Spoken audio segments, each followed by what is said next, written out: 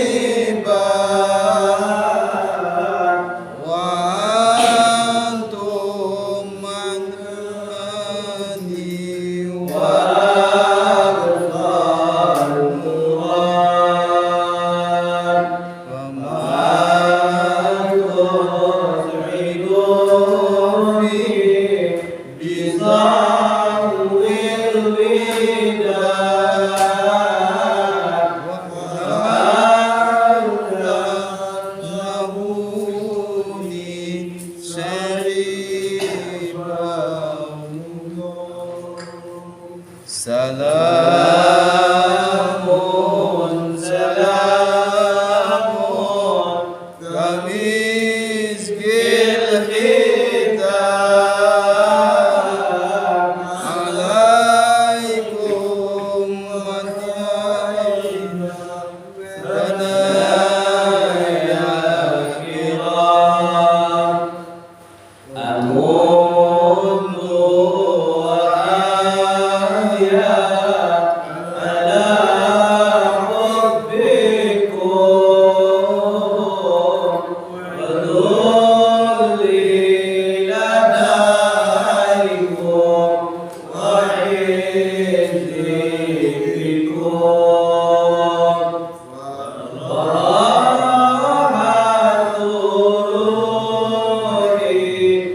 ذكرهم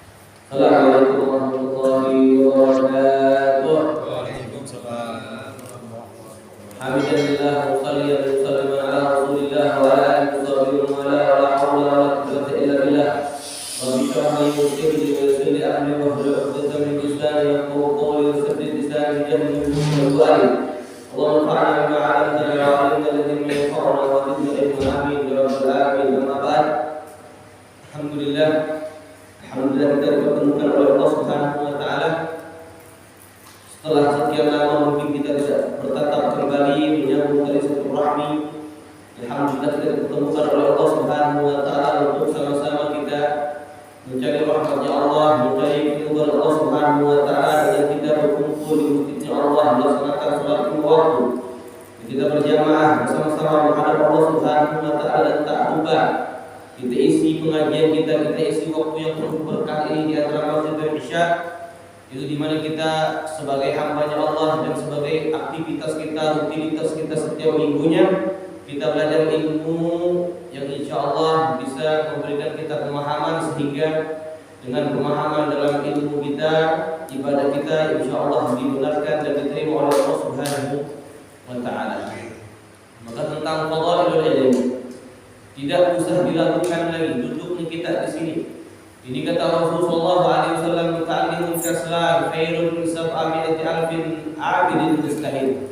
Di duduk kita di sini kata Rasulullah SAW, orang yang duduk di sini belajar ilmu agama walaupun dia dalam keadaan malas, walaupun dalam keadaan bosan, maka itu lebih baik daripada 700.000 orang yang beribadah dengan sungguh-sungguh. Maka karena kita mencari kemuliaan Allah dan mencari kemuliaan ilmu Rasulullah sallallahu alaihi wasallam yang bisa mengangkat derajat kita di sisi Allah Subhanahu wa taala. Maka termasuk duduknya kita di sini termasuk afdhalul qurban.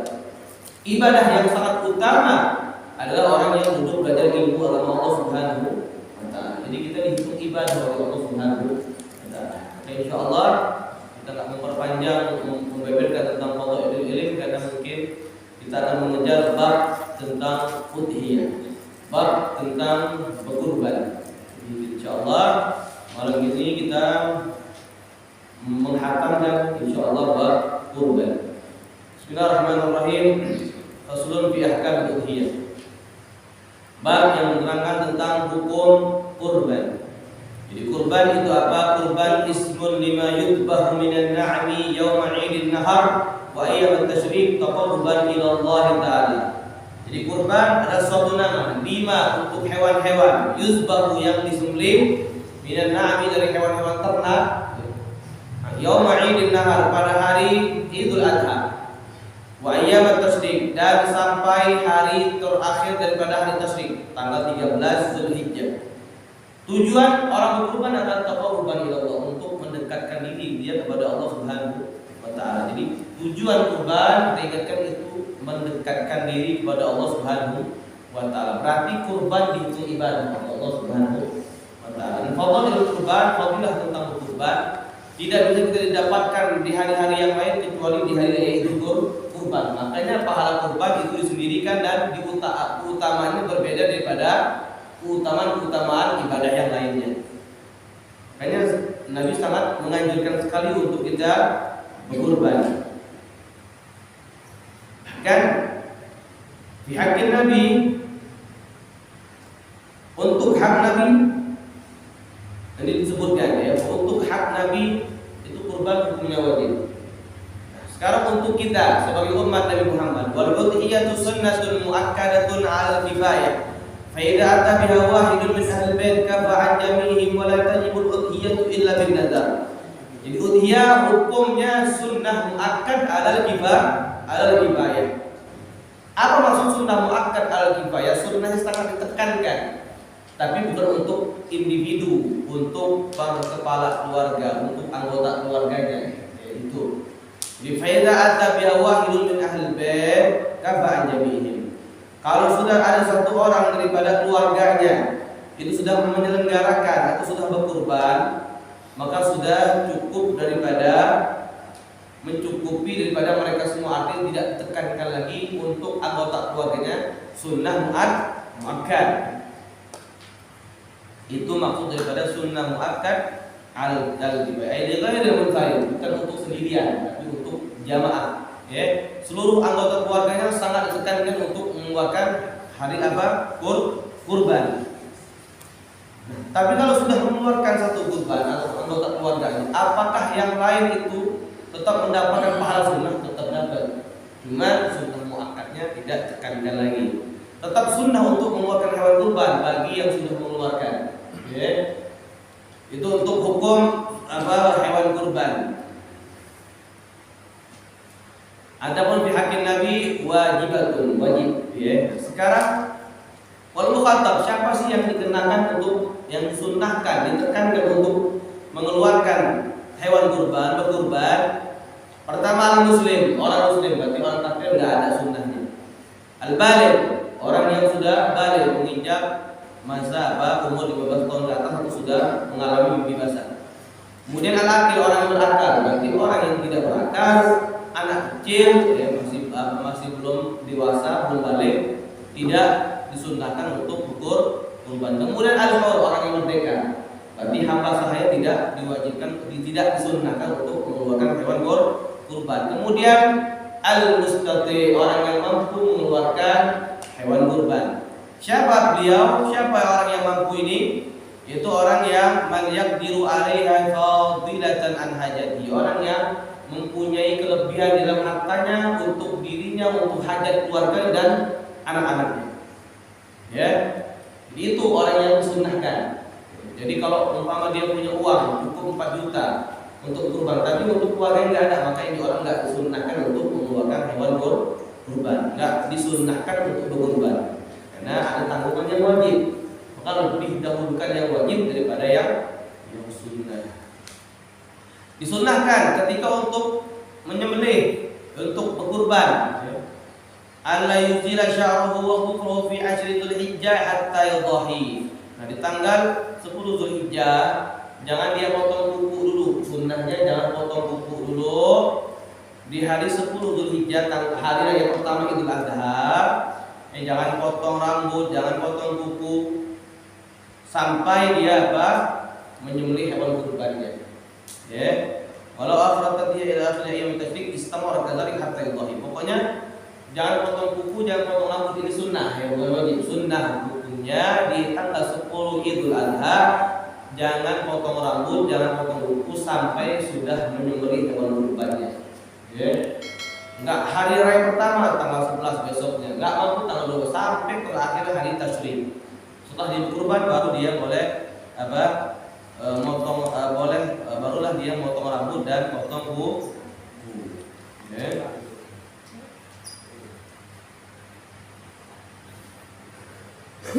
Mudah-mudahan dengan kita belum memotong kuku, ketika sudah berkurban, Allah mengampuni semua dosa-dosa kita walaupun seujung kuku kita, walaupun seujung rambut kita. Makanya itu sunnah ya. Kemudian faedah kemudian wala tajibu udhiyah illa bin nazar. Enggak wajib hukum udhiyah kurban, udhiyah itu artinya kurban, kecuali dengan nazar. Ya. Kecuali dengan nazar. Apa itu nazar? Nazar itu dia berjanji kepada Allah untuk melakukan kebaikan. Contoh, kalau saya dapat rezeki saya akan berkurban. Nah, di sini bisa dijadikan perkataannya ada suatu nazar ketika dia mengatakan seperti ini. Kaqaulihi ja'altu hadhihi udhiyah. Aku jadikan ini kambing sebagai hewan kurban. Aku jadikan hewan ini sebagai hewan kurban. Maka detik itu juga ini hewan wajib untuk dijadikan hewan kurban. Atau dia mau beli kambing, mau beli onta, mau beli sapi, dia mau beli kambing, ngomong seperti ini, saya mau beli kambing untuk dijadikan hewan kurban, untuk hewan kurban. Maka lafadznya seperti ini bisa mewajibkan ini hewan untuk dijadikan hewan kurban. Nggak boleh ditunda. Ya. Hukumnya wajib. Ya, karena sudah bernazar. Perkataan seperti ini menjadi nazar. Makanya kalau nggak mau jadi nazar, nggak mau jadi hukum kurbannya nazar, jadi wajib. Caranya ketika membeli hewan kurban pakai lafaz sunnah berkurban. Jadi aku mau beli hewan ini untuk sunnah kurban. Ya, aku mau beli hewan untuk sunnah berkurban. Jangan langsung mengatakan beli hewan untuk dijadikan hewan kurban. Ya, karena masalah wajibatan. Karena hewan tersebut bisa menjadi wajib ya, dengan dia mengatakan hal tersebut. Kemudian wajib fi al-jaza'u min ad-dha'am. Nah, hewan-hewan kurban nanti diantaranya boleh onta, sapi, kambing. Selain dari hewan tersebut maka tidak sah, kecuali nanti ada khilafiyah nanti ya, permasalahan khilafiyah, maksudnya ada khilafiyah sedikit Nanti boleh nggak mengeluarkan ayam contohnya, ini bagi yang nggak mampu dan pengen sekali untuk mengeluarkan kurban. Itu masalah lain. Nanti kita jelaskan. Jadi kurban, pertama kriteria hewan yang boleh untuk dijadikan hewan kurban, pertama al-jaza'u min ad-dha'n. Jaza, kambing yang berumur 1 tahun, malahu sanatun wa ta'ana bisaniyah. Di hewan kurban yang kambing yang berumur 1 tahun dan menginjak umur 2 tahun. Malahu sanah illa jaza mardan wa asnani qablaha wa illa adda 'ala wajh, lakin bi syarat an yakun jaza'u ba'da 6 ashhur. Itu walhasil kambing, kalau penjelasan dari guru kita, kalau kambing itu biasanya kalau sudah umur 6 tahun dia sudah tumbuh giginya. 6 tahun 6 bulan, 6 bulan ke atas. Walhasil kalau kambing sudah berumur 6 bulan ke atas, giginya sudah tumbuh, maka ini biasanya kambing sudah layak untuk dijadikan hewan kurban sah. Tapi kalau kayak domba ini mungkin pertumbuhannya agak lambat, makanya dipatokin oleh para ulama setahun dulu kalau domba, baru boleh untuk dijadikan hewan kurban. Kalau di bawah dari umur 6 bulan maka tidak sah untuk dijadikan hewan kurban. Kemudian besar yang bernama itu juga kambing kacang. Kambing kacang ini malahu sanatan wa ta'ana bisalisan. Kalau kambing kacang biasanya dia harus berumur 2 tahun baru layak untuk dijadikan hewan kurban. Mais.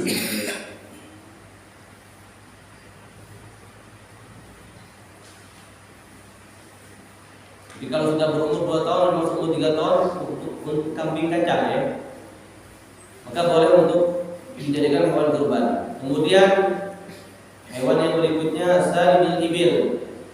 Itu hewan berikutnya onta. Malahu khamsu sinin wa ta'ala bisadisa. Kalau onta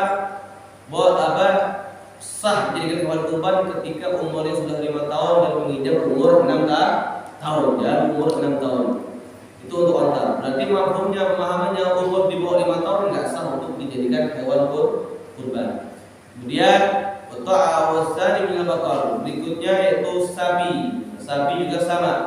Malahu sanatan wa ta'ala bisadisa. Kalau sapi dia yang harus berumur 2 tahun dan menginjak umur 3 tahun.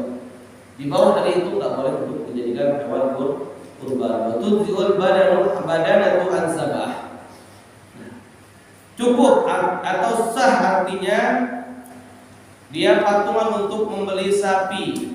7 orang dia membeli sapi, maka sah hukumnya. Waktu jual badan dan cukup 1 onta atau 1 sapi daripada 7 orang. Berarti maksimal dia boleh patungan untuk membeli sapi hanya 7 orang. Ishtaru kita dia yang mereka kong kali kong sudah sepakat untuk membeli sapi tersebut, membeli hewan kurban. Kemudian atau diambil dari 7 kepala, ada 7 rumah berderetan, 1 orang dia sumbangan, satu rumah sumbangan 3 juta hingga terbeli sapi, maka sudah, keluarga mereka sudah gugur daripada sunnah muakkadnya. Sunnah muakkad ala kifayah.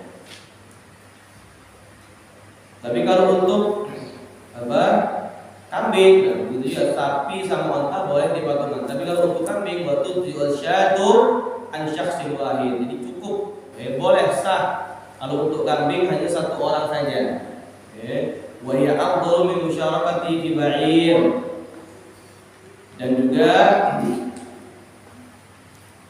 kambing, membeli 1 ekor kambing itu lebih afdal daripada dia patungan untuk membeli onta. Ini sisi keutamaan saja. Jadi kalau ditanya mana yang lebih afdal, membeli 1 ekor kambing atau patungan untuk membeli sapi, maka kita katakan lebih afdal dia membeli 1 kambing daripada membeli 1 ekor patungan untuk membeli 1 ekor sapi. Karena kambing pun juga ada keutamaannya. Di antara Rasulullah SAW, doa Rasulullah SAW di kabshin. Qala Allah taqabbal min Muhammad wa ali Muhammad min ummati Muhammad. Boleh, ya. Lebih utama dia apa? Membeli 1 ekor kambing daripada patungan untuk membeli sapi. Wa afdalu anwa'il udhiyah. Kemudian pembahasan berikutnya hewan yang paling utama untuk dijadikan hewan kurban. Nah, kalau sisi utama jelas ya, onta. Ya. Pertama onta, ibilun, summa baqarun, kemudian urutan yang kedua sapi. Summa ghanam, kemudian urutan yang ketiga utamaannya yaitu kambing. Jadi yang boleh dijadikan hewan kurban onta, sapi, kambing. Urutan yang paling utama untuk dijadikan hewan kurban onta, ada onta, onta, kemudian urutan utama yang kedua sapi, yang ketiga kambing. Wa arba'un fi ba'din nusakh wa arba'atun la tuzju fi dhahaya. Ahaduha al-awqa. Dan juga ada 4 perkara atau 4 kecacatan ketika ada di dalam hewan tersebut maka tidak sah untuk dijadikan hewan kurban. Pertama, la tuzju fi dhahaya ahaduha al-awqa. Pertama, al-awqa. Apa itu al-awra? Al-bayyin idhahir awruha wa in baqiyatil hadaqah bil asar. Jadi awra artinya ala nadhira bayatun yamnu'u. Di mata seekor hewan tersebut ada keputihan. Yang disebut dengan katarak, ya. Dengan katarak, penyakit katarak. Ketika seekor hewan dia mempunyai apa? Penyakit katarak, maka masih dilihat, masih diperinci oleh para ulama. Wala yaqulu yasiru hadhihi al-umur. Allah bidul arad yasir an takun arja la tatakhallaf anil masya bisababi ardiha.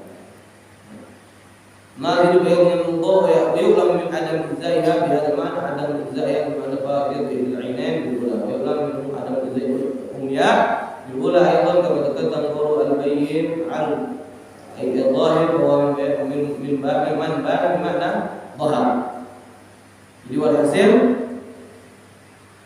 kalau kataraknya ini sekiranya dia berjalan masih mampu dan bisa masih melihat memandang maka tetap sah. Tapi kalau sudah parah kataraknya hingga kalau kita ajak main ciluba di kampung nggak bakal gerak ya, orang sudah nggak kelihatan lagi. Ya, ajak main ciluba dia nggak bakal lari. Ya, itu tampar yang mulut ini nggak bakal lari dia. Ya, maka ini kambing, sapi atau unta tidak sah dan tidak layak untuk dijadikan hewan kurban. Begitu juga buta atau picak atau satu matanya hilang, tidak sah untuk dijadikan hewan kurban. Kemudian kecacatan yang kedua, al-arja al-bayyin arduha walau kana husul ardah inda ijahiyah li-tadhiyati biha bisababi ittirabiha. Yang kedua, kecacatan yang kedua yang apa? Tidak mengesahkan atau tidak sah hewan tersebut dijadikan hewan kurban. Yang kedua, pincang. Al-bayyin arduha, yang jelas kepincangannya. Walaupun kepincangan tersebut terjadinya inda ijaiha, ketika mau dibaringkan, ditadhiyati biha, untuk dipotong di hari raya kurban. Kemudian apa? Sabab ittirabiha, kemudian dia apa? Memberontak, ya. Dia memberontak, ya, karena nggak tenang. Akhirnya ketika dipegang kakinya atau keempat kakinya, dia bergoyang-goyang, dia memberontak hingga menyebabkan tulangnya patah, pincang loh. Maka seketika itu juga nanti tidak sah untuk dijadikan hewan kurban. Makanya diajarkan adab-adab oleh Rasulullah Shallallahu Alaihi Wasallam, kalau mau menyembelih jangan depan hewan kurban yang lain dan menghadap kiblat. Sunnahnya baca doa, ditenangkan hewan kurban tersebut, sebagaimana Nabi mengatakan, wa idza dzabhta fa'ahsin zibha. Kalau kau mau menyembelih maka tenangkan dulu, perbagus dengan hewan yang engkau mau sembelih. Ya, beri makan sekenyang-kenyangnya, beri minum sepuas-puasnya, hingga ketika dia tenang maka mudah untuk dipotong. Ya. Makanya diajarkan ada oleh Rasulullah SAW sehingga tidak mengulangi kecacatan di dalam hewan kurban tersebut. Kemudian yang ketiga, kecacatan yang ketiga, al-maridha al-bayyin maradhaha la yadurru yasilu hadhihi al-umur. Rabi', kemudian sakit, ya. Jadi hewan yang sakit, kalau sakitnya parah maka jelas tidak boleh untuk dijadikan hewan kurban. Kalau sedikit, nanti dijelaskan sedikit yang seperti apa. Semua kita tidak rinci. Kemudian yang keempat al-ajba' allati zahaba mufuha idza badimaha min al-hudan al-hasil laha. Hewan yang mufud, sudah kurus kering, cekik, nggak ada dagingnya, tapi ini karena sakit ya, maka jelas tidak boleh untuk dijadikan hewan kurban. Empat kecacatan ini itu tidak sah untuk dijadikan hewan kurban. Ketika masih dipaksakan untuk disembelih juga, maka nanti berubah hewan tersebut bukan menjadi hewan kurban, tapi hanya sedekah di hari raya kurban. Pincang masih disembelih, maka boleh, tapi tidak menjadi pahala kurban, tapi hanya sedekah di hari raya kurban. Mengurangi daripada pahala kurban. Kemudian wajul khasiyah al-maqtul khisyatan, sah ketika hewan yang sudah dikebiri untuk dijadikan hewan kurban, boleh. Wal maqtul qaran, begitu juga hewan yang tanduknya patah boleh untuk dijadikan hewan kurban. Wa yuju aidan, begitu juga hewan yang faqidatul qurun, enggak ada tanduknya. Wa hiya sama bil jalha, nama hewan yang ada tanduknya namanya jalha. Kambing biasa ada tanduk, ini enggak ada tanduk. Kambing jantan namanya jalha, besar. Tapi kalau ada kambing yang patah tanduknya kemudian kepalanya bengkak, kepala dia bengkak, hanya membusuk ke kepala, maka ini kambing tidak sah untuk dijadikan hewan kurban. Wala yujul maqtu'atu, dan tidak sah untuk dia menjadikan hewan kurban yang terpotong kupingnya, wala ba'dhuha, atau sebagian kupingnya, satu ada satu enggak ada, sah. Wala makhluq bil udhun, begitu juga tidak sah untuk dijadikan hewan kurban hewan yang terlahir tanpa ada kuping. Kuping saja tetap tidak sah, apalagi anggota tubuh yang lain. Kakinya 3, Allah mengatakan satu lagi kaki dengan sah untuk dijadikan hewan kurban. Tadi balik-baliknya ini hewan kurban apa buat niat untuk mendekatkan diri kita kepada Allah Subhanahu wa taala. Jadi semakin hewan tersebut bagus dan layak untuk menjadi kurban, maka semakin besar harapan kita untuk diterima ini hewan kurban oleh Allah Subhanahu wa taala. Allah gantikan hewan kurban tersebut menjadi apa? Tunggang kita untuk masuk dalam surga Allah Subhanahu wa taala. Lalu wal maqtu'atu zanab, begitu juga hewan yang tidak ada buntutnya juga enggak sah untuk dijadikan hewan kurban. Wala ba'du, ataupun sebagian sedikit daripada buntutnya enggak sah untuk dijadikan hewan kurban. Wa yadkhulu waqtu dzabah lil udhiyah min waqti shalatil 'id, dan maksudnya waktu penyembelihan untuk kurban min waqti shalatil 'id, dari waktu salat Id, Aidin nahar wa ibaratu Allah wa asla yadkhulu waqtu tadhiyah idza tala'at asy-syams yawm an-nahar. Jadi waktu penyembelihan ketika sudah terbit matahari, maka sudah diperbolehkan untuk menyembelih hewan kurban. Wa madha qadra rak'atain wa khutbatain khafifatain. Jadi sudah berlalu kadar orang yang sudah sholat Idul Adha. Jadi lebih tepatnya selesai sholat Idul Adha, dia langsung bersegera untuk menyembelih hewan kurbannya. Itu waktu yang dimulai waktunya, dan waktu yang paling utama. Kemudian waktu ila ghurubi syams, sampai kapan habisnya? Ila ghurubi syams min akhir ayyam tasyrik, sampai terbenamnya matahari daripada akhir hari tasyrik. Hari tasyrik tanggal 11, 12, 13 Zulhijjah. Jadi hari pertama Idul Adha, hari kedua, 3, 4 yang terakhir. Sebelum terbenam matahari masih boleh dia menyembelih hewan kurbannya. Lewat dari terbenam matahari maka tidak sah lagi untuk dijadikan hewan kurban, nanti balik-baliknya menjadi sedekah di hari raya kurban. Wahia salam tasbih bi ajli Dzulhijjah yustahabbu inda dzabah khamsatu asya.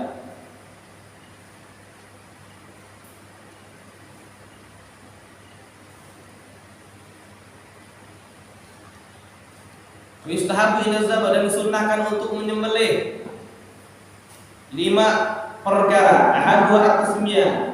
Yang pertama sunnah ketika menyembelih membaca bismillah, yaqulu zabih bismillah. Dan paling sempurna bismillahirrahmanirrahim. Kalau lam yusammi halahu, walaupun seandainya kalau dia tak membaca bismillah, tetap ini hewan kurban halal dagingnya. Ya. Jadi hukum membaca bismillah bukan wajib, sunnah. Yang wajib itu orang yang menyembelihnya, orang muslim. Ya. Kalau orang di luar orang muslim dan muslim, maka tidak boleh untuk dijadikan hewan kurban atau dimakan dagingnya. Dan kita mempunyai syarat-syarat sendiri, tetap sendiri untuk hewan yang bakal dikurban. Asani sunnah berikutnya yang kedua, as-salat ala nabi, membaca salawat kepada Rasulullah sallallahu alaihi wa alihi wasallam. Wa yukrahu an yajma bain bismillah wa ismi rasulih bi an yaqula bismillah wa ismi Muhammad. Jadi baca bismillahirrahmanirrahim, ya Allahumma shalli ala Muhammad wa ala Muhammad. Itu sunnah, ya. Enggak boleh digabungkan bismillah wa ismi Muhammad, enggak boleh. Ya, harus baca bismillahirrahmanirrahim kemudian Allahumma shalli ala Muhammad wa ala Muhammad. Itu sunnah yang kedua ketika mau menyembelih. Yang ketiga, istiqbal kiblat bizabihati ayyuhal zabih mazbahaha al-qiblah wa tawajjahu aidan.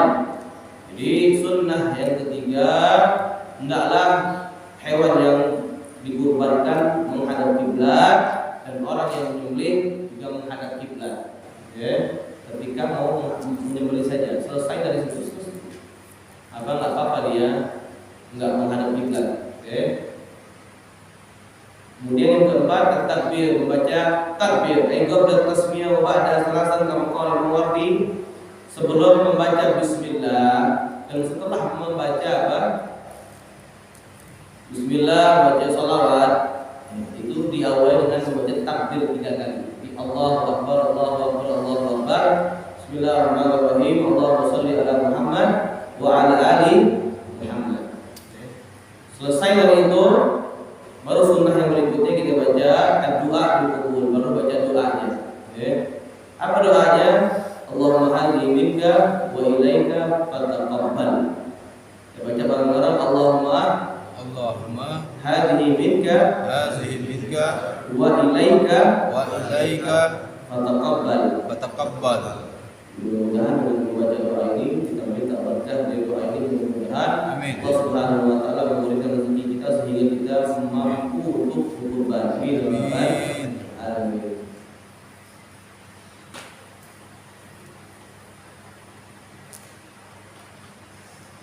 Nah, kemudian ini doa yang sangat baik, ya, doa yang sangat bagus di dalam berkurban. Apa artinya? Allahumma hadhi itu dia nikmat minka, ya Allah, ini hewan kurban adalah nikmat darimu yang kau anugerahkan kepadaku, wa taqarrabtu biha ilaik, dan aku mendekatkan diriku kepadamu ya Allah dengan hewan kurban ini, maka terimalah. Itu dari arti doa yang kita baca. Wala yaqul mudhahi, dan jangan sekali-kali orang yang berkurban memakan hewan kurban yang mandurah, yang nazar, yang wajib. Ingat ya, hati-hati lafaz nggak bisa kita tarik lagi. Makanya ketika mau membeli diajarkan pakai lafaz sunnahnya. Jangan dijadikan hewan kurban, takut-takut nanti kita lupa sehingga kita makan nih hewan kurban yang dinazarkan. Ya. Jadi memakan hewan kurban yang dinazarkan tidak boleh, bahkan haram. Ya. Karena itu sudah menjadi hak orang lain, bukan milik kita. Karena nazar hukumnya. Tapi kalau nanti hewan kurban yang sunnah, bukan yang wajib, boleh dan sunnah untuk memakannya. Itu bedanya. Kalau yang wajib, bal yajibu alaihi at-tasadduq. Kalau sudah hukum kurban yang wajib dengan nazar tadi, maka wajib baginya untuk mensedekahkan seluruh dagingnya. Jadi tidak boleh makan.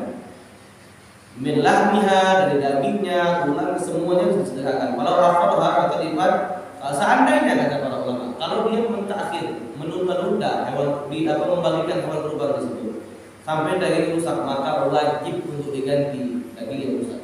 Wajib untuk diganti daging yang rusak tersebut. Wa yaqulu minal udhiyah al-tatawwu biha sudusan ala jadid, dan boleh bagi hewan kurban yang sunnah untuk memakan sepertiga daripada dagingnya. Boleh bawa pulang. Wa sudusan bagi yang tasaddaq bihi ma, adapun 2/3 sisanya dia bagikan, sedekahkan. Wa raja'a Nawawi fi taswiyat tanbih wa qila yahdi sudusan muslim, juga ada dikatakan Kila dikatakan diberikan kepada sepertiga untuk orang muslim yang kaya, yang sedekah, dan juga sedekahkan sepertiga kepada fakir miskin.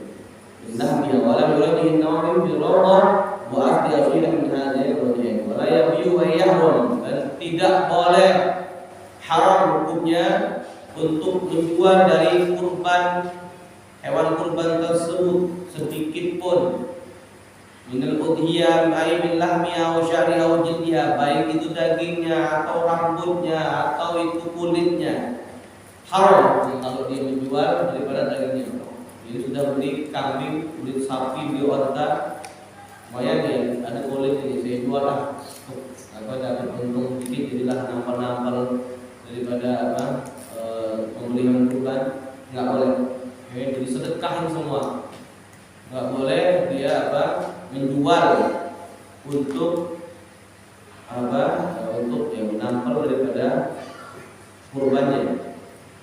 Sudah dijual daging sudah dikurbankan, dijual, maka hukumnya haram.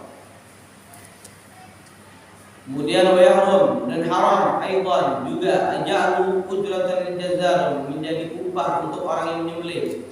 Jadi orang yang menyembelih nggak boleh kita jadikan upah nih kambing lebih untuk Jadi kalau sudah kebiasaan tukang potong itu dia dapat upah, tapi dua upah, wajib hukumnya. Kecuali kalau sudah orang sukarelawan, panitia itu kerelaan dia sudah sepakat, dia nggak dapat upah, paling kita kasih lebih sebagai tanda terima kasih, apa. Tapi kalau untuk orang yang tukang potong dan dia biasanya upah wajib hukumnya. Berbeda kalau sukarelawan, ingat ya, kalau sukarelawan dia memang senang hati untuk menyembelih kurban kita, maka nggak apa-apa.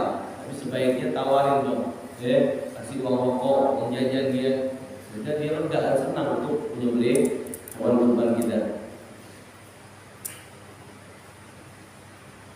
Wa yud'imu hatman min al-udhiyah al-tatawwu biha al-fuqara masakin, wajib untuk memberikan hewan kurban tersebut, baik itu kurban yang sunnah atau kurban yang wajib, wajib hukumnya untuk memberikan fuqara masakin. Jadi fakir miskin itu diwajibkan, untuk memberikan daging kurban. Wal afdal at-tasadduq, paling utama sudah kita sedekahkan seluruh daging ini illa luqmatan aw luqman yatafarraqul mudhahim bi aqlina. Ini sunnahnya, sunnah yang paling utama itu untuk dia sedekahkan seluruh dagingnya, kecuali hanya beberapa potong saja yang dia makan. Ambil berkah nih, ambil berkah, dapat 3 potong, seiris, 2 iris, kaki dulu lah, bawa pulang ke rumah, jadilah. Sisanya 20 kilo dari hewan kurban kambing kita atau sapi kita, sudah bismillah. Semakin banyak orang makan daging kurban kita, semakin besar pahala kita. Itu sangat dianjurkan dan disunnahkan untuk mensedekahkan seluruh daging, kecuali hanya beberapa potong saja. Tujuannya hanya mengambil berkah dari hewan kurban kita. Wa idza akala bal wa tasaddaq bil baqi hasalahu sawabu tadhiyah bil jami' wa tasaddaq bil baqi.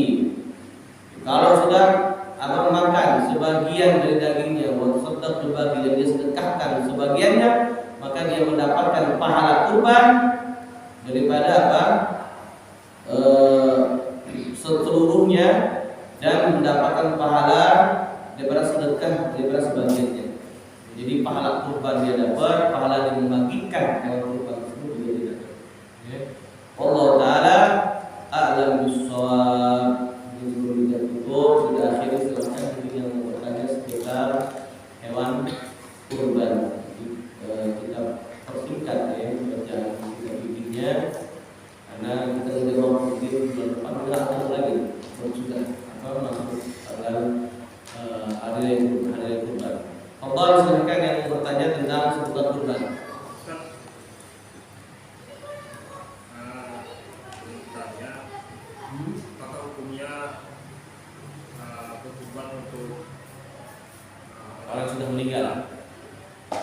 untuk berkurban untuk orang yang sudah meninggal tidak sah. Kenapa? Karena tidak ada dalil yang menerangkan bahwasanya Nabi umpama berkurban untuk kedua orang tua, tidak ada. Jadi tidak sah dia berkurban untuk kedua orang tuanya atau orang yang sudah meninggal, kecuali kalau bapaknya wasiat. Kalau ada wasiat dari kedua orang tuanya yang sudah meninggal, boleh dia berkurban. Baik, Allah.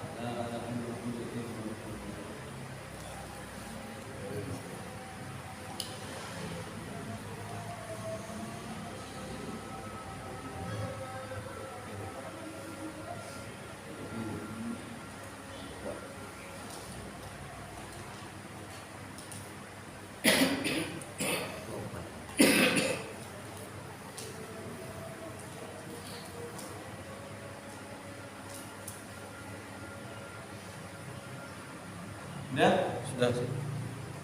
Yang kita akhiri pertemuan kita, insyaallah mudah-mudahan kita diberikan umur belajar di Allah Subhanahu wa taala.